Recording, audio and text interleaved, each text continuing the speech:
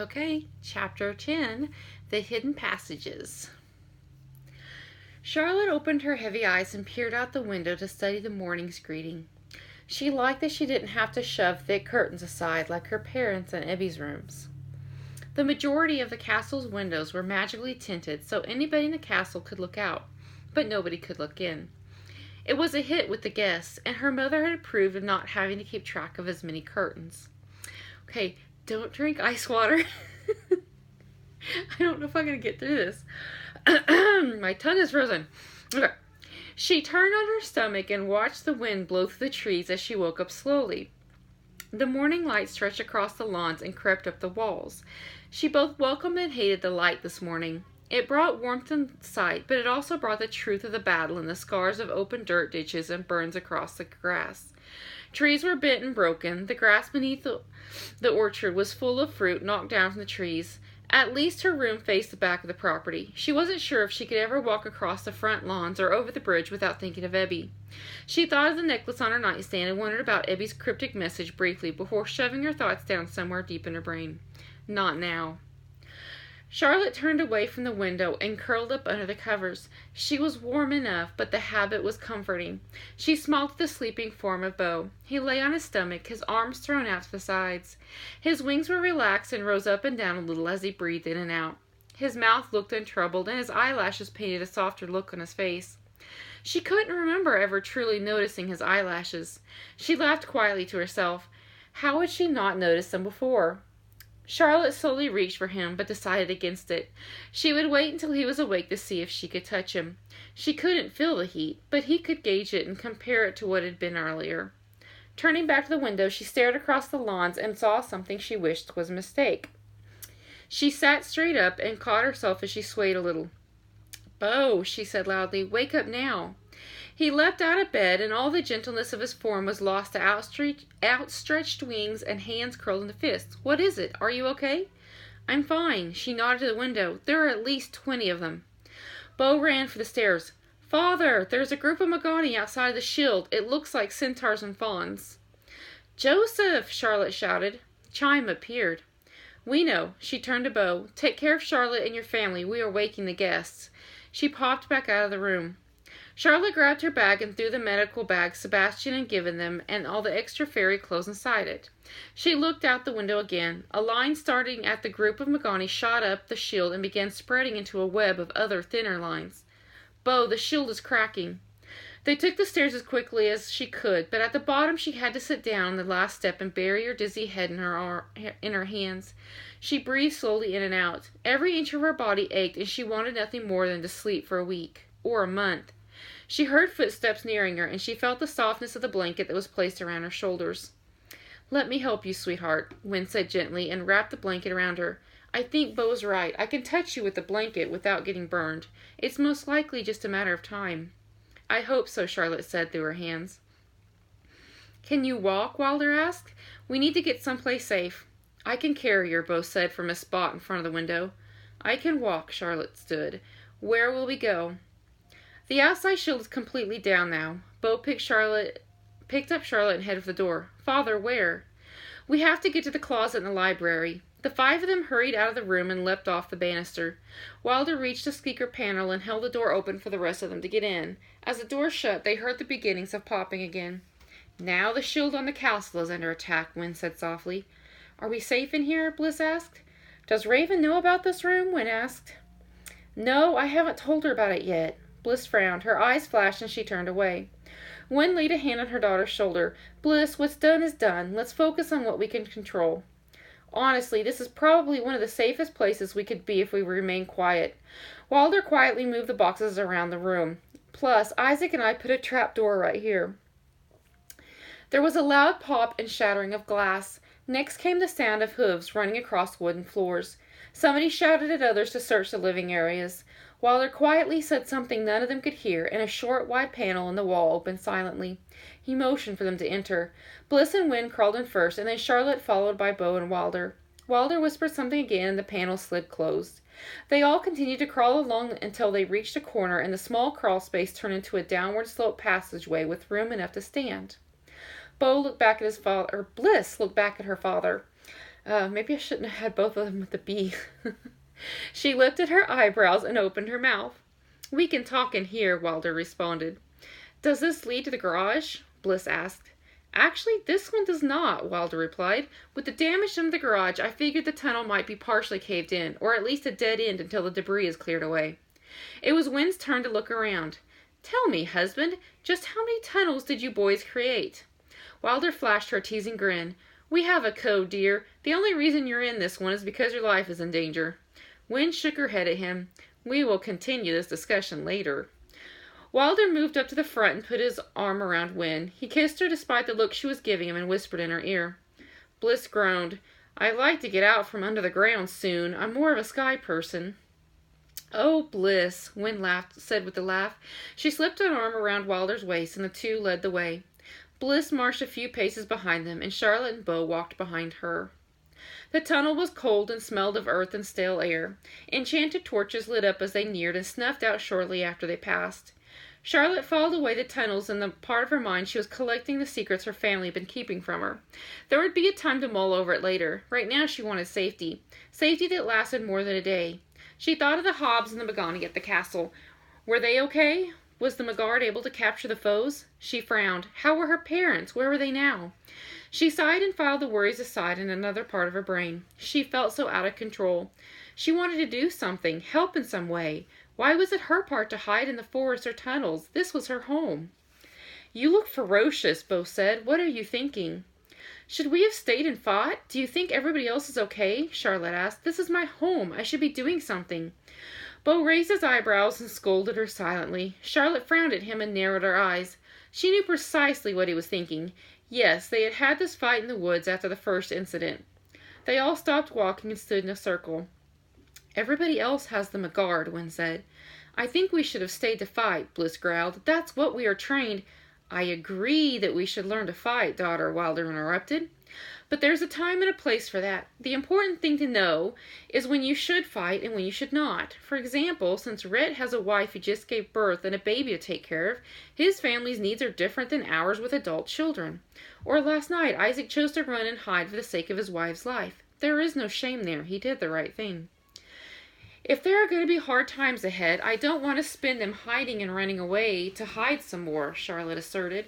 For a long moment, nobody said anything. Charlotte didn't push. Something else seemed to be brewing, and she didn't want to pry. Bliss and Wilder stared at each other silently. Wynn laid a hand on each of their shoulders. Finally, the tension broke. Wilder dropped a stare and waved his daughter over. Bliss stepped forward, and they hugged and stepped aside to whisper quietly.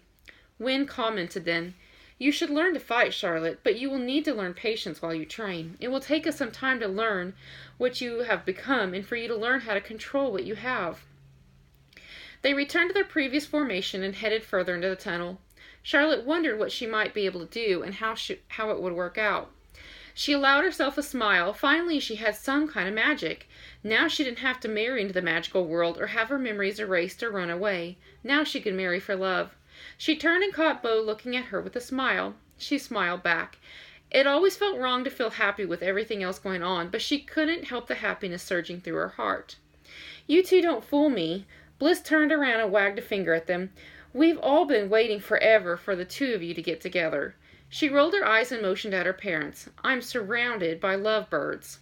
I'm not a bird, though. Charlotte stopped walking. The surges of hope settled into uncertainty. She hadn't even thought past her feelings for him. There were realities to be addressed. It's probably better for Beau to find a pretty winged girl. It doesn't matter, Wilder interrupted. When we find our mate, we know. He looked at Beau. Son, haven't you told her? Beau shook his head no, and Wilder continued. All bronze eagles have brown eyes until they find their mate. Once that happens, their eyes begin to turn gold. Beau here thought he had us all fooled with his reckless dating, but we could all see the flecks of gold in his eyes. We just didn't know who it was. Wilder playfully tapped Beau on the side of the head. Hair dye, son. He winked at Charlotte. His hair will turn white like Wynn and I. Beau blushed and ran his fingers through his hair. While it may not be common, there are bronze eagles who marry Dane weavers, or the rare Dane, Wynn added. She smiled at Charlotte. He was already paired with you when you were a Dane weaver, or thought you were, rather. Charlotte took a sharp breath in and put her hands on her hips. Beau Wingard, you foolish man, boy. Beau took a step back and held his hands up. Charlotte stepped toward him. I was going to leave after the ball. I had my bags packed and everything. I wasn't about to let the Weaver Council force me to marry or delete my memory. She stepped closer to him and wiped away the few tears that had sprung from her eyes. This summer was supposed to be our last together, and you left. You spent the entire time faking it with another girl, and all that time I was torn and hurting over the decision. She shook her head at him. How could you not say anything to me? How could you stand there and let me dance with other guys? So that's what you were hiding. You were going to leave your parents and your home and me without a goodbye? Bo countered. How could you not say anything to us? How could you just sit around miserable for an entire summer and not let anybody know what was going on? You're both selfish at times, that's why, Bliss interjected loudly. Questions answered. Make up later, please. Charlotte stole glances at Bo as they continued down the tunnel. He glared at the dirt below him and shoved his hands into his pants. His wings were tense. They ruffled and spread out a little as he walked. Wynne stepped back to walk between them. She cleared her throat. My mother was a bronze eagle. My father was a Dane bronze eagle from a mixed family of a Dane and a Wensmagani. They had 6 children. 2 were Danes, 4 were bronze eagles. The 2 Danes went on to marry bronze eagles. One of the bronze eagles went on to marry a boy from Ravenskind. Now we have quite the varied crowd when we all get together. Do things change since I have mutated into whatever I am? Charlotte asked bitterly. He ought to have a chance for something more than a girl he can't touch. Bo stopped walking and looked her straight in the eyes. Bronze eagles mate for life, Charlotte. This is it. I will not abandon you because things get hard or are different than I thought they would be. So I'm your problem to bear. Don't try to bait me, Lottie. He grabbed the edges of the blanket and pulled her close to him. In a quieter voice he said, As a foolish man boy, I recognize a foolish woman girl when I hear one. He placed his hand firmly on the small of her back and leaned forward to whisper in her ear. Come, Cara Mia. We'll argue later when it's only the 2 of us and we can make up afterwards. His breath was hot in her ear, yet she shivered. They walked. Bo kept his hand on her back, pressing into her through the blanket and sending little sparks of comfort up her spine. He obviously was positive that they would be able to touch, but she wasn't so sure. How could he not be as worried as she was about her touch? She stared at the marks on his arms. How could she ever touch him knowing that scarring was a possibility? Was it truly something that would pass? Was the heat merely part of the transformation? Around a bend in the tunnel, a small cavern opened up. Wilder walked around the cavern until all the torches were lit. Even the darkness in the room was stagnant. There's a way out here. I'm going to go up and take a look around to see if it's safe to come out. I'm going with you, Wynne said. They both reached for the knives they wore in pouches around their belts. Charlotte turned to Bo. Do you feel the same amount of heat from me today? Bo frowned. Yes, I do, but my opinion remains that it's temporary. I wish I were like you, positive that things will work out and content with who you are. Bo crossed his arms in front of his chest. You've always wanted to be anybody other than who you are. You need to stop that nonsense. My mother would agree with you. Your mother is a wise woman. Charlotte sat down on the cold dirt ground and stretched her aching legs. What do you want from me? Do you want me to pretend that I'm happy that I've given you scars? Her voice wavered. Faunus was right. I'm going to lose my mind, aren't I? I'll have to be your wife who's locked up in the attic. Bo laughed. Oh, Lottie, wrong story. He knelt down in front of her. You don't look so great. Why don't you lie down? He covered her up with a blanket and sat down by her. I think you need some more rest and time. You should be resting and being taken care of right now. What is moping about gaining you right now? Just forget it all at the moment. We will cross each bridge as we get to them. He sighed then. Besides, if you continue to sit around here and whine, and then in a few days we all find out how much cooler than me you're going to be, I'm going to be irritated. Sorry, Charlotte started to say before Bo interrupted her. Don't be sorry. I doubt there's anybody who wouldn't feel like you do after going through all that you went through. Charlotte shrugged and pulled the blanket up to her chin. She looked into his eyes. What will our story say? She asked quietly. Bo smiled and lay down beside her. He propped his head in his hand and smiled.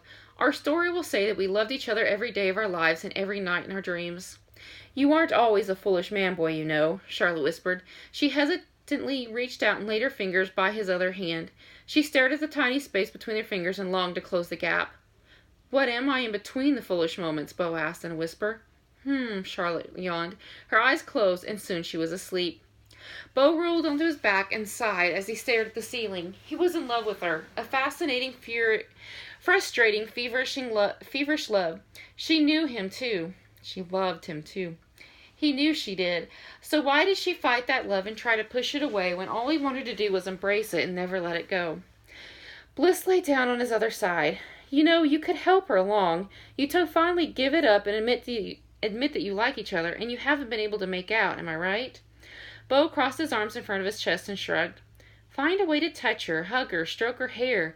Did the fairies pack some gloves? A long-sleeve shirt? She's a girl. You're going to have to treat her like a lady. You're your lady, and give her some affection. We don't work like guys, you know. She's right, Wynne said as she slipped back into the room with Wilder. Bo groaned. Father, they're ganging up on me. Can you all please step a little farther out of my love life, please? Consider their words, Wilder advised, but ladies, give 'em some room. Tattletale, Bliss teased. Bossy, Bo countered. Now, Wilder continued, we need to talk about our next steps. Above this tunnel is an abandoned shed on the neighboring farm. I slipped out and headed toward the barn and house. He grimaced. We found the couple dead. Whoever is doing this is crossing all kinds of lines. I can't believe they would kill innocent Danes. The house looked unoccupied, so we searched it and the barn. Neither looks occupied by the enemy. I don't understand it. Do we stay down here? Bliss asked. I think we should actually get out and follow the creek. There's another spot on the back of this property, that will lead to an underground safe house of sorts. Joseph and Basil know about it. They may even be there. We need to quickly get there, Wynne said. I don't want to run into them, and I don't want them finding out about the tunnels. Shouldn't we fly away, Bliss asked. It's not like we can't contact the Hobbs another way. Why are we sticking around? What if the safe house has been discovered? Wilder considered that for a moment. Not with Charlotte. Let's try for the safe house to see if we can find anybody who may know what's going on. The Hobbs have a spell on it that will tell them when somebody is there. If that doesn't work, we'll figure something else out. They tried to wake Charlotte, but nothing they did woke her. She shouldn't even be out of bed, Wynne said. Bo wrapped her back up in the blanket to carry her, and the five quickly left the tunnel and headed into the woods. They kept still when they heard strange noises, and they kept alert for changes in the surroundings. Finally, Wilder pointed to a bend in the creek. There were many bushes on the sides and a small cave behind the bend. They walked through the water, and Wilder spoke a few words that turned the rock face into a cave opening. Wow, Bliss said as they slipped in. Wilder closed the opening and walked around the cave so the torches would come on. It was cool and dark, and the walls were covered with paintings.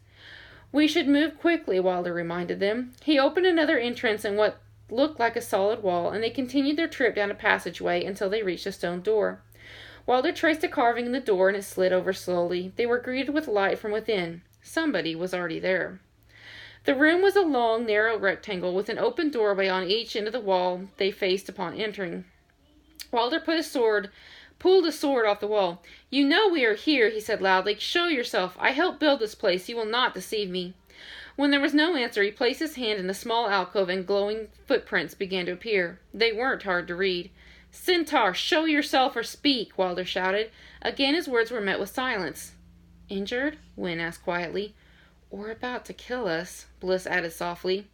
Let's find out. They followed the footprints to the entranceway on the left and into a room that mirrored the first. Zarok lay on the floor. Bliss rushed over to him and began looking for injuries. Do we need Sebastian? Bo asked as he placed Charlotte on the floor. I could go. No, son, he said firmly. We wait for a moment. He's still alive, Bliss said. There was a small pop, and Joseph stood in front of them. Thank goodness. Are you all here? Are there any injured? We found Zarok when we came in. He's unresponsive. What news can you give us? Wilder said quickly. Joseph went immediately to Zarok's side. I'll take him to Sebastian and be back. Joseph and Zarok vanished in a flash, and Joseph was back in a couple of minutes. Now for the news. There was a traitor in the Megard. He opened the portal in the guest wing of the castle even before the others got through the shields. They were after those who they had taken the first time. Their master must not handle failures very well. After they took them away and found out that Audrey was gone, they left. Joseph shook his head. Getting through the shields and attacking the castle was merely a distraction and a warning, and a costly one for us. Most everybody has left for their homelands to warn the others. They left? The Megard went as well? So much for an alliance, Bliss grumbled. You cannot blame them, Wynne said. They need to get the word out to their people and set up proper security. The Megard will likely be looking into the treachery. There is much work to be done, and I'm sure we'll reconvene as soon as possible. We will have to do the same. Wilder looked over at Wynne. At least one of us needs to return. Joseph leaned over Charlotte. We need to get her in a bed in our wing. Sebastian will look at her soon.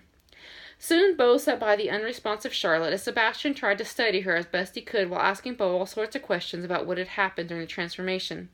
Lodestar joined them, and the questions continued. Sebastian sat back in the chair by the bed. I don't have any reference to deal with this. Lodestar, what do you think? Are you able to get close to her? The Unitar knelt by the side of the bed and slowly reached out for Charlotte's hand. I can. She hesitated and then remained silent. She was fine for a while, Beaumont mentioned. She obviously didn't have much strength to give, Sebastian responded. There's one thing we may try, Lodestar said very quietly. She looked at Sebastian. I will need a way to get into her system. I'll set up an IV.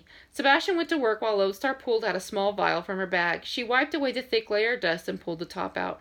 Add this, Lodestar said. Use every last drop and then let her rest. We can only wait and hope after that. What is it? Beau asked. I cannot tell you, Lodestar snapped, but it is rare and it is the last of my supply. She huffed and exited the room. Call for me if you need anything or when she wakes, Sebastian added. Beau gently moved Charlotte to one side of the bed and arranged the covers around her. He grabbed a blanket on a nearby chair for himself. He wished she would wake and speak. 1,000 questions raced through his head, but he banished them from his thoughts and focused on willing her to heal while she was sleeping. He fell into a deep sleep of exhaustion. And that is it for Chapter 10. Thanks, guys. Bye.